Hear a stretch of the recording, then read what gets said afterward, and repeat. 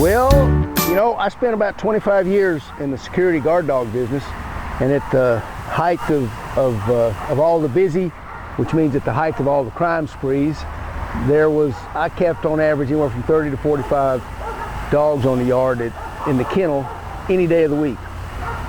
Loading them up, putting them in vehicles, carrying them from here to yon. Obviously, there's Rocco. Obviously, there were incidences of dog fights, more than one. We had a bunch of 30 or 40 big, tough, 190, 80, 75-pound dogs who a lot of times didn't like each other. So one thing I learned in the guard dog business early on was to be successful, you had to definitely learn not only how to treat dog bites, first aid wise, because I couldn't afford that many doctor's bills, but you also had to find a way to keep your dogs safe, which meant no fights.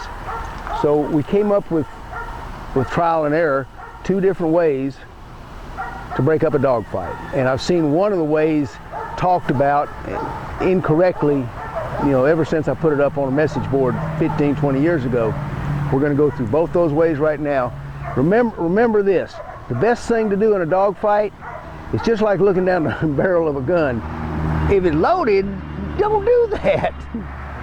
Same thing applies to a dog fight. You want to stay away from the loaded end, right? The loaded end is the end with the teeth, and you just really don't want to go near there if you can. So we're going to show you how you can break it up without going near the loaded end, and we're going to show you a second way if you get just really, really vicious dogs, okay? So we're going to set everybody up right here, and I'll show you right now what we're going to do. All right, this is the first preferred method for breaking up a dog fight. You've heard people talk about, yeah, you break up a dog fight, pick up the dog's hind legs and pull him apart. No, it's a little more to it than that. The first thing you got to remember is you got two dogs here. When you take the one that's winning off the top of the one that's losing, there's a very good chance the one that's losing is going to come in and try to get on top.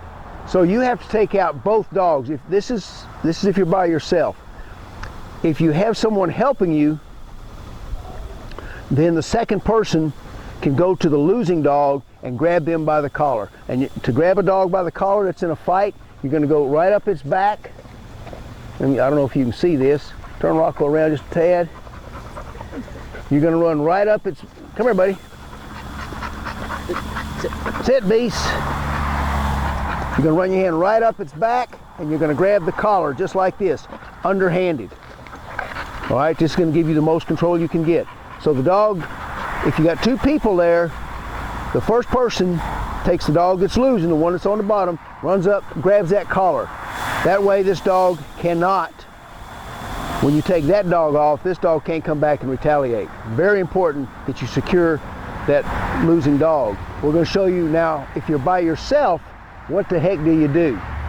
We're going to show you here right now. Stan's going to help us with Rocco and Oakley. So you're going to go up to the dog that's losing. We'll assume it's Oakley since she's closest to me. If you have your leash, you're going to wrap your leash around her flanks. And it's right in front of her legs. You're going to pull it tight. You got room over there, Stan? Yep. You sure? Yep. And then I've got this dog secured. Now you're going to go to the dog that's winning, pick up his hind legs and shove him into the dog. Tell him out. Ow.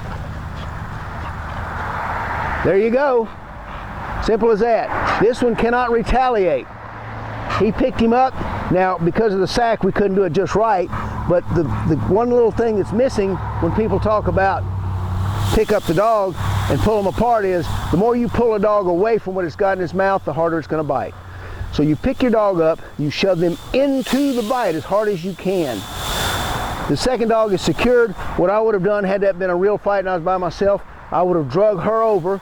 The dog that's winning would go with her because he's not about to turn loose, and I would simply secure her to a fence.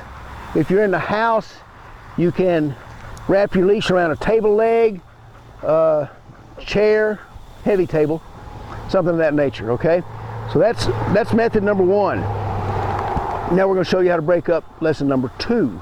This one you need to pay close attention to because this one can be, you need to know exactly what you're doing to make sure you're doing it right. All right, so that's method number one. This second method will work if you're by yourself, and it's only to be used if you got, you know, one dog about to kill the other dog, and you need to get on it really, really quick. If you've tried the back legs method and the dog's just so hyped up that he doesn't turn loose, then you'll go to this one. So first thing you're gonna do, Stan's gonna demonstrate. You want your hand, Rocco, come here, buddy. You want your hand palm up, rock, rock, rock, rock. You good? Okay, then you're gonna slide the collar, slide your hand all the way in up to your thumb. Turn him this way where we can see him. Slide it up as high as you can up his neck, and he's already going, you see him starting to gag a little bit. Now from here, we're not gonna do it to poor Rocco, but once you slid it up, you saw the dog's reaction. The minute he slid that up, he gagged a little. So once you slid it up as high as you can, you simply give him a yank. That's gonna increase the gagging quite a lot, and more than likely they'll turn loose, unless they're a really seasoned guard dog. The next step that I've had to pull on more than one occasion, you yank, the dog's still fighting. So now you're going to pick the dog literally up off his feet off the ground, just twist the collar. You've now cut off everything going from the body up, air, blood, the whole bit. Typically, it's going to be about a 12 to 13 second struggle if the dog stays on it, and he's going to start passing out. 30 seconds, you can kill him. So let's be real careful with this one. This one's hazardous. Now, with this technique, when he turns loose, you still got the dog that was losing. So what are you going to do if that dog decides to retaliate? This is where you're going to have to expose yourself a little bit. You turn your hand up, this dog goes, spits out that bad tasting feller. You pick him completely up, jerk him right up on his hind legs, and step between him and the dog that was losing. I've never had a dog try to go around someone. If you break off the visual stimulus of the dog that was fighting, typically the dog that was losing will try to quit. Or worst case scenario, they may try to come around and you can just turn, scream bloody murder till someone hears you and comes and gets that second dog that's going after you. So remember, hand goes palm up, straight down the dog's back. Take the collar all the way to the back of your thumb, slide it up as high as you can, jerk, jerk, jerk. If that fails, pick him up, twist. This will actually break a fight quicker than the other method. So you've got up, you're this way, step right in front of this dog, hold this poor fellow straight up off the ground. But when you pick him up off the ground, you've had your collar twisted. When you pick him up, untwist, so he can start breathing again. Unless, of course, you really don't like him. That's kind of your call. I'm not going to, or if he's your neighbor's dog that you don't like your neighbor. Yeah, whatever, I don't know. So those are the two safest ways I know to break up a dog fight.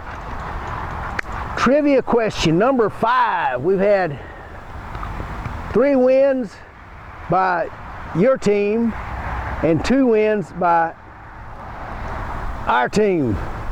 So here's trivia number 5.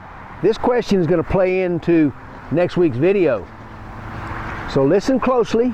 We're going to get away from history for a little while because all you Google fanatics are just ripping and snorting. Google sent me complaints. Their algorithms were out of whack for a couple of you guys ripping and snorting through there trying to get the history questions. So here's a real simple biology question. You all own dogs. You all know dogs. This is so easy, but I couldn't think of nothing else.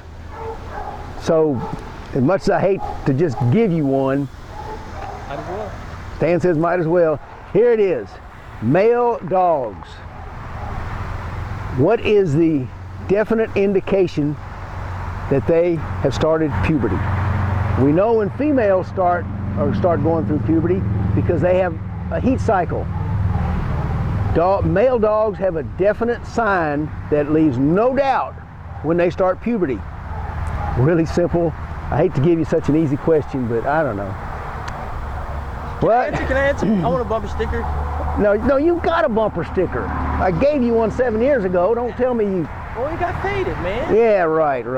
You know, just go hit your Googling, get after it, We're waiting to see if you get the answer. In the meantime, you can always like, click, share, subscribe, do all that stuff. Tell your friends about the YouTube. Enjoyed it, folks. Let's see what you come up with. Thanks.